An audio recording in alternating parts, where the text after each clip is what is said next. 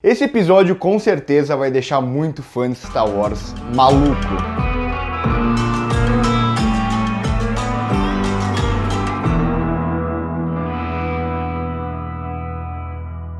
Bom, chegamos ao episódio 6 da segunda temporada e aqui a gente chega praticamente no ato final da temporada, no primeiro episódio desse ato final da temporada, que é quando as coisas envolvendo essa missão principal começam a desenrolar cada vez mais. Então esse não é um episódio de missão da semana como muitos outros que a gente está acostumado a ver em Mandaloriano. Esse é um episódio que está totalmente focado naquilo que a gente sabe que é o principal da série, que a gente sabe que é justamente essa missão do Baby Yoda para se conectar com a Força, para encontrar o Jedi agora e também para o Mando tentar levar ele para encontrar a raça dele, ao mesmo tempo que a gente tem os vilões, a gente tem aqui o Moff Gideon tentando caçar o Baby Yoda para pegar os midi-chlorians dele, para fazer esses super soldados que a gente vê aqui pela primeira vez nesse episódio. E o que eu achei muito interessante é que esse episódio ele é dirigido pelo Robert Rodrigues, um diretor super famoso que faz muitos filmes trash principalmente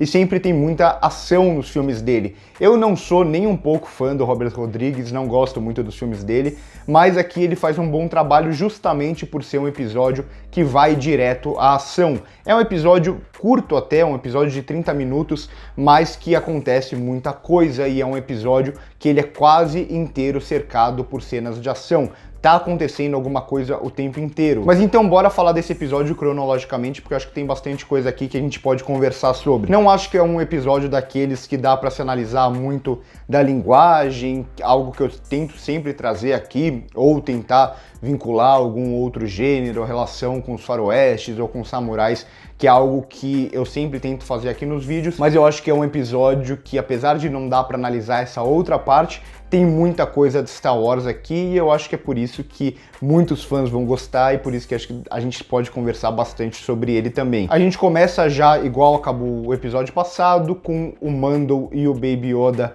indo pra Tython, e aqui nessa ida pra Tython tem uma piada que eu achei muito legal, que é justamente o Mando chamando o nome Grogu, né, que a gente descobriu no episódio passado, que é o nome real do Baby Yoda, e é legal essa piada porque parece que é o Mando tentando se adaptar com esse novo nome do Baby Yoda, que agora ele vai ter que chamar pelo nome dele, e é algo que conversa muito com a gente também, que se acostumou a chamar o Baby Yoda de Baby Yoda durante muito tempo e agora a gente tem que tentar se acostumar com esse novo nome. Então eu achei essa piada, ela bem sutil, ela engraçadinha e ao mesmo tempo eu gostei dessa referência que faz com o público também. E aí em seguida eles chegam no planeta Tython, o que eu acho interessante porque Tython no cânone ele não tinha sido trabalhado tanto até agora, mas ele é muito forte no Legends. Ou seja, depois que a Lucasfilmes é comprada pela Disney, muitas das coisas que era cânone deixa de ser e vira Legends. E Mandaloriano tá fazendo muito isso de pegar coisas do universo Legends e tentar trazer pro cânone de volta.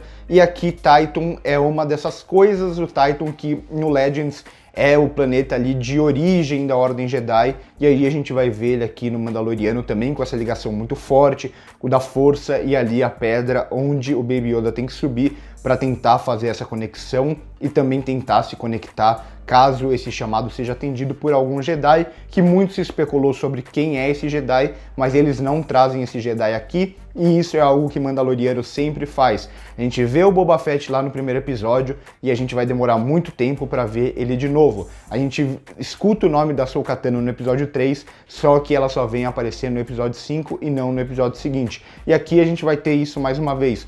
Quem é esse Jedi? Esse Jedi vai aparecer? Provavelmente, mas ainda não. E em seguida a gente tem a chegada de uma nave que inicialmente a gente acha que pode ser a nave ali que o Moff Gideon tá trazendo seus Stormtroopers, que a gente sabe que o Mando tá sendo rastreado, mas não, a gente vê que essa primeira nave é a nave do Boba Fett, que finalmente aparece de novo na série, e aqui mais pra frente a gente vai ver no episódio o Boba Fett como Boba Fett com a sua armadura clássica. E além dele tem ali a Fennec, que é aquela assassina que o Mando tinha matado lá na primeira temporada, e a gente vê que ela não morreu realmente, porque lá na primeira temporada alguém chega no corpo dela no chão pra meio que tentar ajudar, e assim acaba aquele episódio, se eu não me engano, o episódio 5 da primeira temporada. E aqui a gente descobre que o Boba Fett já estava em Mandaloriano lá na primeira temporada, mesmo que aparecendo só de costas, só o pé dele ali. É ele quem resgata a Fennec, quem salva a vida dela, e agora eles estão trabalhando juntos, e agora ele está indo atrás da armadura dele, que é o que ele encontra aqui nesse episódio, que ele pega ali dentro da Razor Crest, antes dela ser destruída, o que é uma pena muito grande. Eu não sei vocês, mas eu adorava a Razor Crest. Agora, pelo jeito, ela não vai existir mais. Mas o que eu gosto aqui é que esses personagens, eles acabam tendo algum tipo de semelhança. O Boba Fett, ele tem uma certa semelhança com o Mando, que eles não nasceram Mandalorianos, mas eles se transformaram em Mandalorianos. E é até por isso que lá no final o Mando vai deixar o Boba Fett ficar com a armadura, ver que a armadura realmente pertence a ele. E o Boba Fett vai ter uma ligação também com a Fennec, porque os dois foram dados como mortos em Tatooine. Se eu não me engano, os dois morrem em Tatooine. Só que, na verdade, eles acabam sendo salvos por algum motivo. Aqui a gente entende que a Fennec foi salva justamente pelo Boba Fett, que ela tem toda aquela parte agora mecânica. Então é justamente por essa semelhança que o episódio cria esse vínculo entre os personagens, e por isso vai colocar eles para lutar lado a lado. Claro, eles são caçadores de recompensa e eles precisam da sua recompensa para sobreviver e tal, mas a gente vê que essa parceria é mais do que apenas a recompensa, é mais do que apenas essa busca pela armadura, porque ele tem a armadura no final do episódio. Boba Fett, mesmo assim, ele quer cumprir com a palavra, algo que a gente já viu o Mando fazendo também, algo que é muito relacionado aos Mandalorianos. E aí chega finalmente o Império ali, primeiro só com seus Stormtroopers, e aí a gente vê o que se desenvolve esse episódio, com muitas cenas de ação, e principalmente a Fennec lutando e o Boba Fett lutando. O Mando, ele só vai entrar mais no final do conflito, porque ele tá tentando resgatar o Baby Yoda ali, mas não consegue por causa daquele campo de força que se forma ali por causa da força mesmo. E aqui eu acho muito interessante a gente diferenciar como os dois lutam, a Fennec e o Boba Fett. A Fennec como uma assassina, atirando ali de longe, enquanto o Boba Fett, ele parece um cara diferente agora. Ele é um cara que parece que usa muito mais as sombras, muito mais a inteligência e principalmente a violência. A gente sente aquele ódio dentro dele aqui nesse episódio, que ele não quer só derrubar os Stormtroopers, parece que ele quer machucar os Stormtroopers também. E eu acho muito bom que a gente vê nesse episódio, por isso que eu falo que vários fãs vão pirar com esse episódio, a gente não só vê o Boba Fett aqui, mas a gente vê o Boba Fett finalmente em ação, e o Boba Fett sendo um cara muito foda. Porque, vamos ser bem sinceros, na trilogia antiga ele fez muito sucesso com os fãs por causa do seu visual e tal, mas ele não faz muita coisa lá, ele até parecia que tinha morrido de uma forma meio tosca. Ele aparece também nas animações,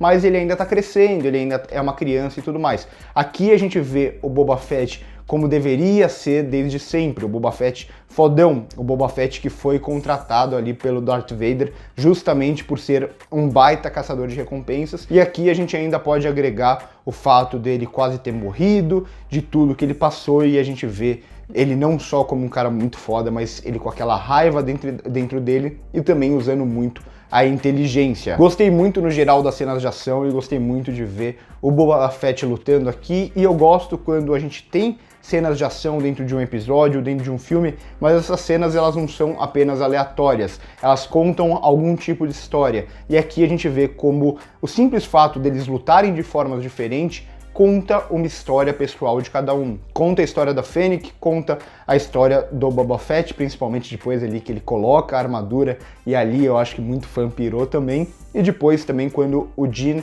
né, o Mando entra nessa batalha, nessa luta, como cada um deles luta diferente e tem um sentido especial para cada um deles lutar de forma diferente. E então, no final de tudo isso, os Stormtroopers vão tentar fugir, o Boba Fett parece que com um pouco de sorte ali consegue derrubar as duas naves, parece que o dia foi salvo, mas não. Chegam os Dark Troopers, e realmente são Dark Troopers, aquela dúvida que tinha ficado no outro episódio, quando a gente viu que ali o Moff Gideon tava pegando os midi-chlorians de sensitivos à força para criar esses super soldados, e realmente são super soldados, acho que fica mais claro aqui, e eles conseguem pegar o Baby Yoda e levar para o Moff Gideon. E eu acho que todo mundo ficou triste nesse momento, partiu o coração ver o Jim separado do Baby Yoda e ele de novo nas garras do Império aqui.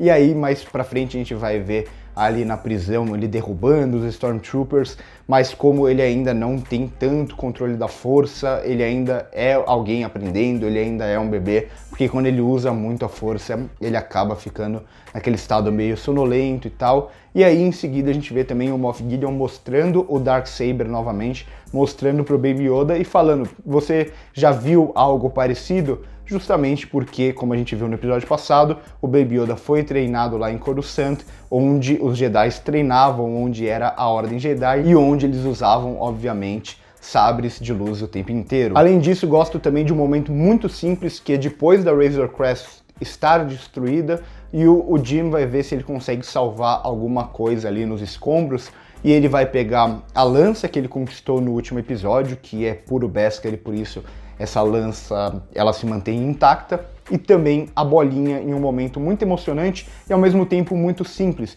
E aí a gente vê como é possível emocionar o público de uma forma muito simples quando se tem construção para isso. Essa simples bolinha, ela emociona a gente porque ela tem uma conexão muito grande com toda a jornada do Baby Yoda e do Mando. Essa bolinha está ligando os dois o tempo inteiro. Então o fato dele ver aquela bolinha, a gente já sente que ele está sentindo a perda do Baby Yoda. É assim que se constrói drama, não é apenas você pegando dois personagens no final de uma trilogia e tentar construir um casal a partir disso.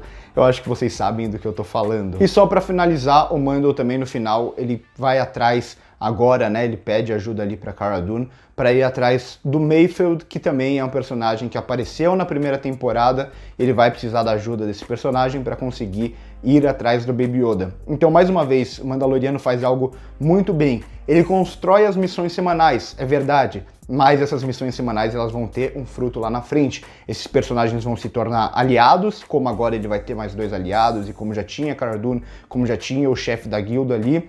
E agora ele vai precisar de um que tinha traído ele na primeira temporada, mas também vai servir como um aliado. É assim que se constrói uma série com missões semanais. Essas missões elas não ficam perdidas no tempo, elas vão retornar em algum momento mais pra frente, quando pede a história, e é isso que vai acontecer aqui mais uma vez. Mandaloriano pode ser muito simples, mas ao mesmo tempo é muito bem escrito. Obrigado, Jon Favreau e Dave Filoni, é algo que eu falo em todos os episódios. Então por hoje é isso, se você gostou do vídeo já deixa o seu like, se inscreve aí embaixo se ainda não é inscrito, comenta o que vocês acharam, se vocês pegaram alguma coisa a mais que eu não peguei, se tem alguma outra referência que eu não comentei aqui. Por hoje é isso e corta!